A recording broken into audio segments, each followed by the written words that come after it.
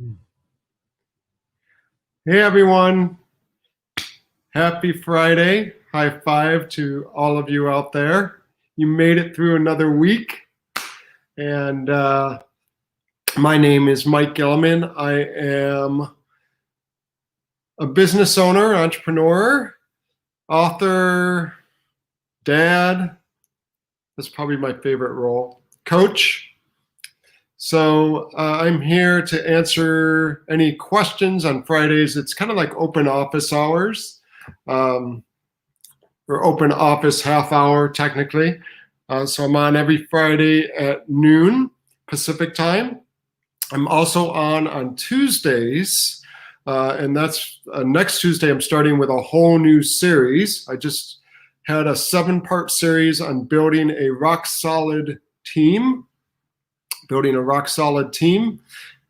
the next 7-part series on Tuesdays at 5 p.m. Pacific will be on engaging your employees. So this is geared for primarily for leaders. It's open for anyone, primarily for leaders with people reporting to them, or it could be project managers. You could have indirect reports.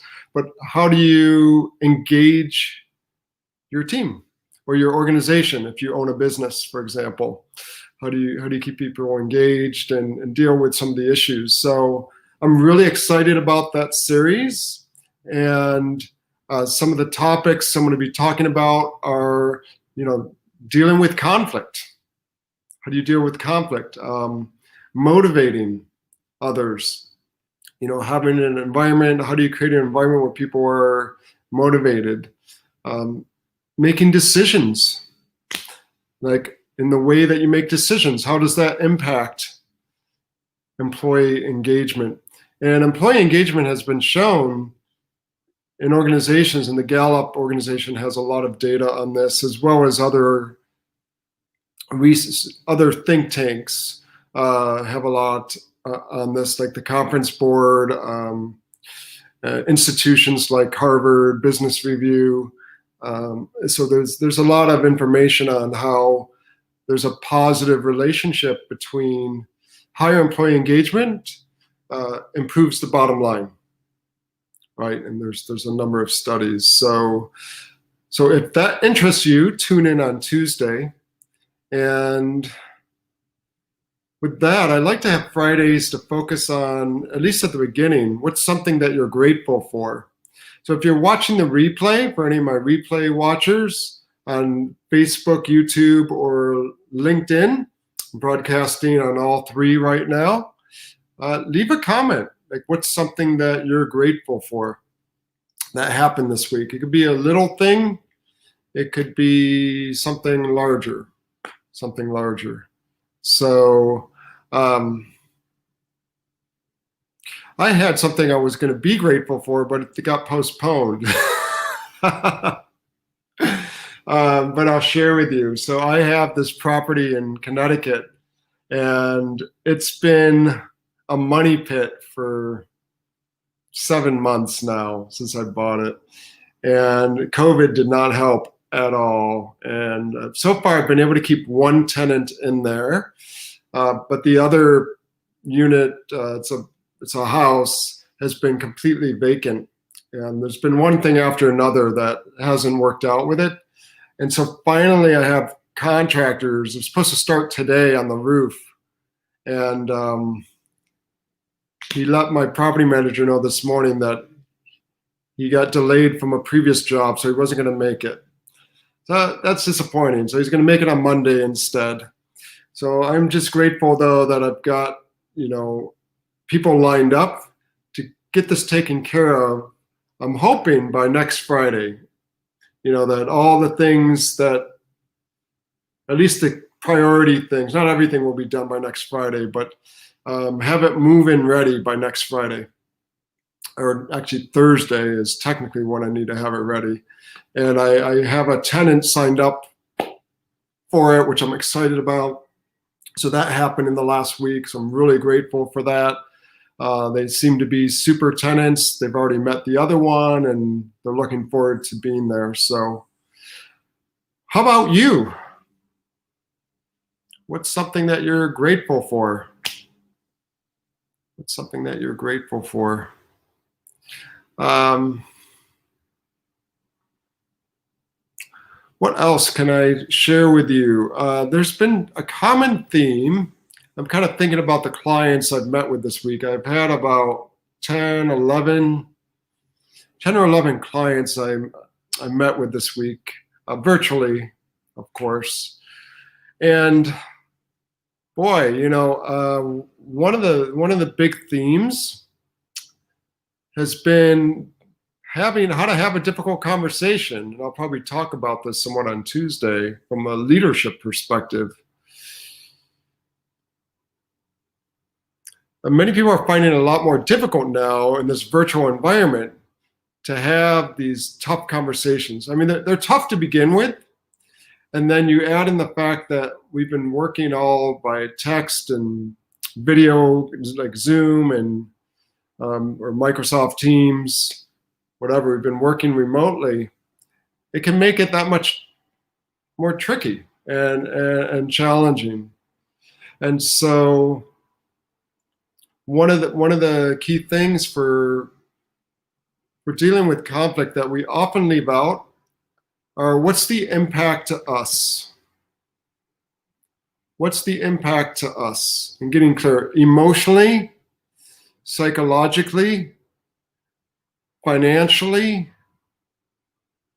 relationship-wise, right? There's a lot of different impacts that we can have. And oftentimes when we do get the courage to confront someone and address an issue we have with someone else, we leave that part out, right? It's scarier, right? We make ourselves more vulnerable by sharing what our feelings are or how it's impacting us in a way. And so we'll just share that we're upset that they said this or, in that way, or that they did this or they didn't do this, whatever it was. And we leave it at that.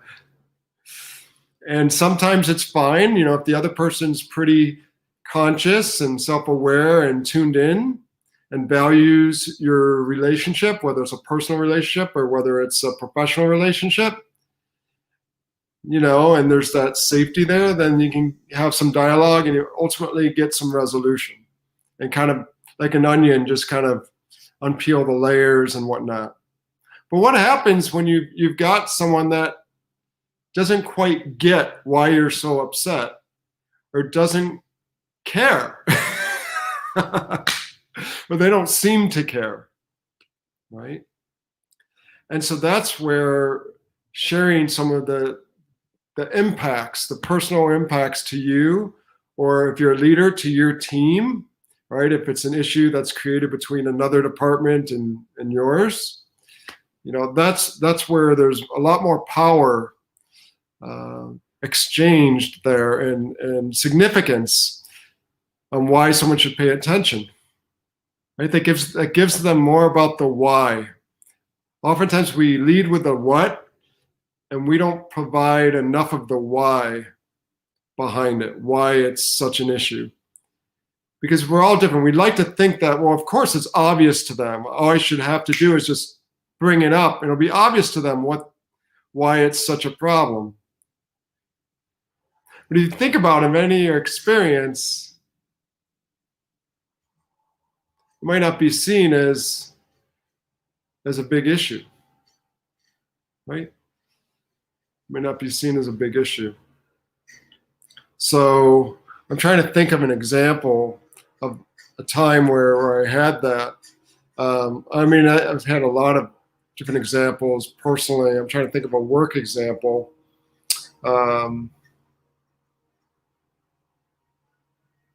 Yeah, I had one with my boss many years ago, where my boss would discount like accomplishments that I had, like within a team setting.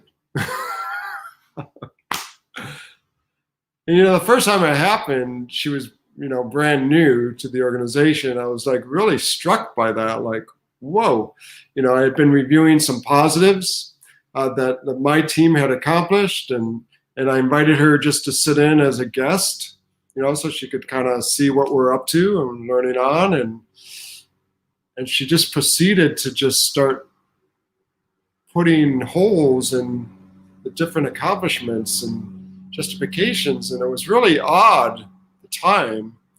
And it kind of really put a damper into things for me, certainly, and for the teams. Like, and as I learned over time that this was a pattern, like this wasn't just a one-time occurrence. And so I needed to have a conversation with her at one point. And, sure, I could go in and say, you rained on my parade, basically. I mean, I could say that you were, I was sharing these accomplishments and you criticized them. And that's what I started with. And for her, she felt well justified in doing that. She said, well, that's not, that wasn't entirely accurate, or this or that, and this and that. And she may or may not have had a valid point on some of them. But what was she missing? What she was missing is why it really mattered to me and what the impact was. It wasn't about whether she was correct or incorrect. That's a separate issue.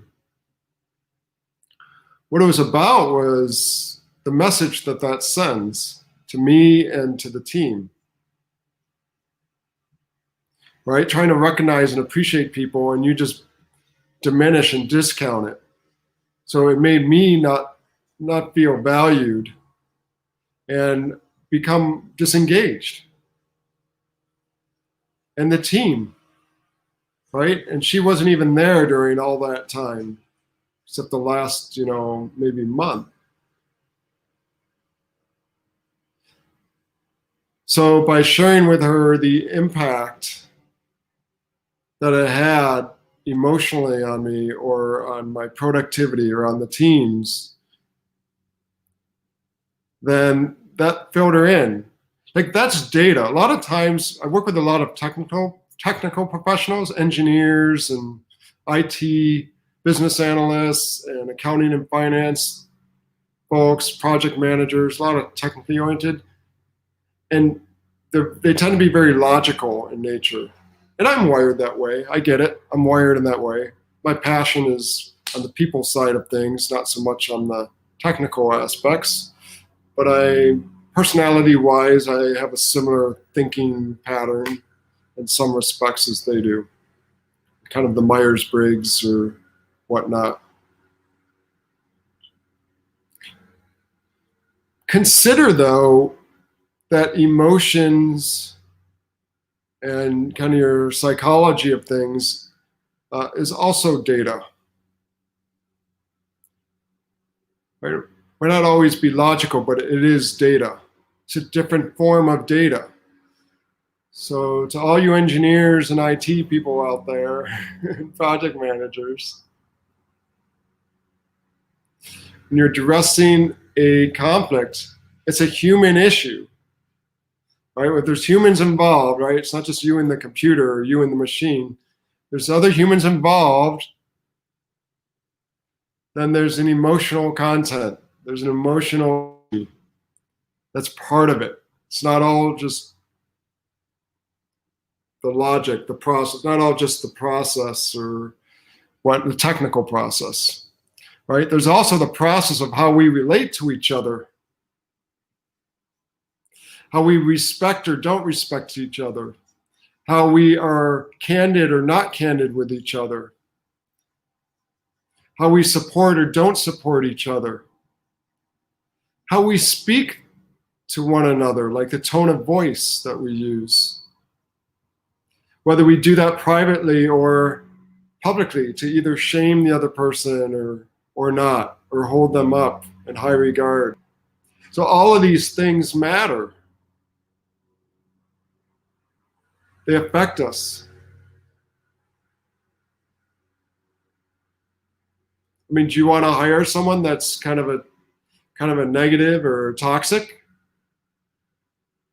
Do you want to work with someone as a peer? Right? That way? No, you don't. Some people are drawn to some toxic relationships, right? They repeat them over and over again. So I'm not talking about that. They don't like them, but they're drawn to them, right? It's kind of maybe an abusive environment or something like that. That's another conversation, another dynamic. But that's more about self-esteem and self-confidence and releasing some old tapes and patterns and things of that nature. Anyhow, that's my food for thought today in the absence of any questions. But join me on Tuesday at 5 o'clock. And if you found this broadcast helpful, share it. Share it with a friend. Share it with a colleague. And if you want to know more for yourself, message me. LinkedIn's probably the best way. Facebook is fine too. But message me. All right. Take care, everyone.